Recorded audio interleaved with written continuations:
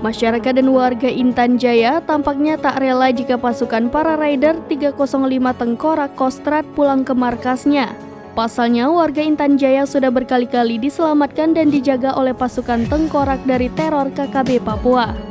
9 bulan sudah berlalu dan tak lama lagi prajurit TNI dari Satuan Tugas Organik Batalion Infanteri para Raider 305 Tengkorak Kostrad TNI Angkatan Darat akan meninggalkan wilayah penugasan di Kabupaten Intan Jaya, Papua Tengah untuk kembali ke markas mereka di Teluk Jambe, Karawang, Jawa Barat pada Senin 19 Juni 2023.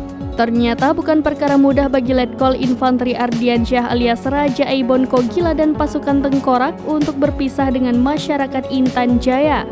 Hal itu terbukti saat masyarakat menggeruduk pos TNI di Mamba saat Satgas Yonif para Raider 305 Tengkorak menggelar acara makan bersama berbagi kebahagiaan.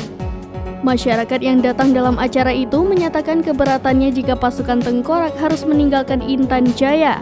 Masyarakat ingin menahan Raja Aibon Kogila dan pasukan Tengkorak untuk tinggal di Intan Jaya bersama masyarakat. Mama Dorci Wandagau, salah satu tokoh perempuan dari Kampung Sambili, mengatakan Bapak Raja Aibon dengan jajarannya tidak boleh pulang ke kampung, mereka harus tinggal bersama-sama dengan masyarakat di sana. Tidak hanya Mama Dorci dan warga Kampung Sambili yang menolak pasukan Tengkorak untuk kembali ke Karawang, tapi juga masyarakat dari berbagai kampung di Intan Jaya seperti Kampung Amai Sega dan Kampung Mamba, di mana masyarakat menolak Raja Aibon Kogila dan pasukan Tengkorak untuk pergi meninggalkan Intan Jaya.